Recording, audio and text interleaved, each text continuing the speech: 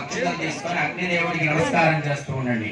చత్వారి శృంగాత్రయోస్య పారాద్వేషే ఋషే సప్తహస్తాసోస్య ప్రజాపత్తో వృషభో రోరవేదే మహాదేవో మత్యాగం వివేశ సప్తహస్తశ్చతుశృంగా సప్తజిహ్వా విశేషికః త్రిపాత్ ప్రసన్నవదనా సుఖాసీనా సుస్మితా స్వాహంతు దక్షిణే పార్శ్వే దేవీం వామే సురాం తదా విప్రదక్షిణహస్తైస్తో శక్తిమన్నం సుజం ధ్రువం తోమరం యజనం వామైర్మృతపాత్రం దుదారయన్ మేషారూఢం జటాబద్ధం గౌరవర్ణం మహోజసం ధూమధ్వజం లోహితాక్షం సప్తార్చర సర్వకామదం ఆత్మాభిముఖమాసీనం ఏవం జారేరుదాశనమో.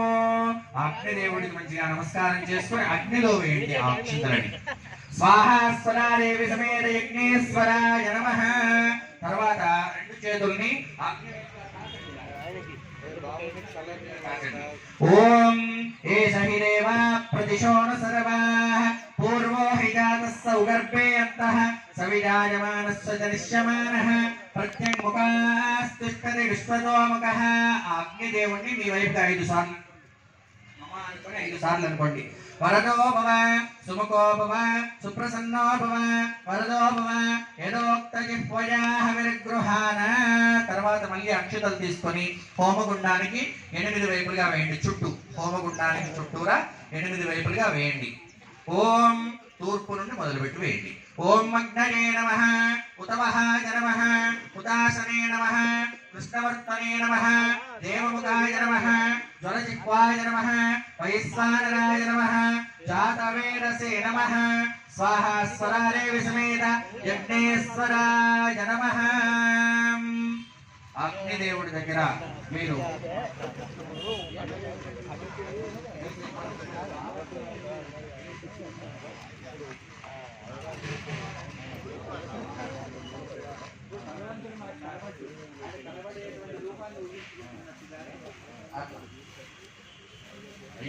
అదేవిధంగా ఇప్పుడు మగవారు మీ దగ్గర ఉన్నటువంటి దర్భ ఉంగరాన్ని మీ ముందున్నటువంటి కలశంలో ఉంచి తీసి దానికి కుంకుమతో బొట్టు పెట్టండి.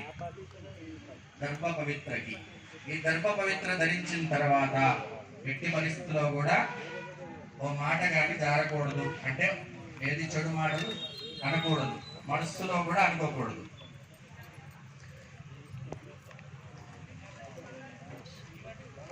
దర్భ ఉంగరాన్ని ఉంగరం వేలుకు ధరించండి. ఉంగరం వేలుకి చిటికన వేలు పక్కన ఉన్నటువంటి ఉంగరం వేలుకి ధరించండి. పంపించేయండి కాస్త.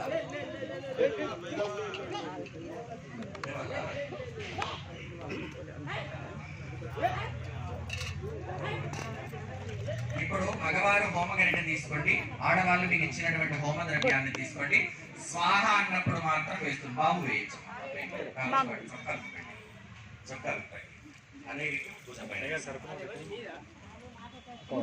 తల్లి వేసే వాళ్ళు లేరు కాబట్టి మీరు 5 సార్లు ఒక్కసారి తుల్లం తీసుకొని నేతిలో ముంచి వేయండి.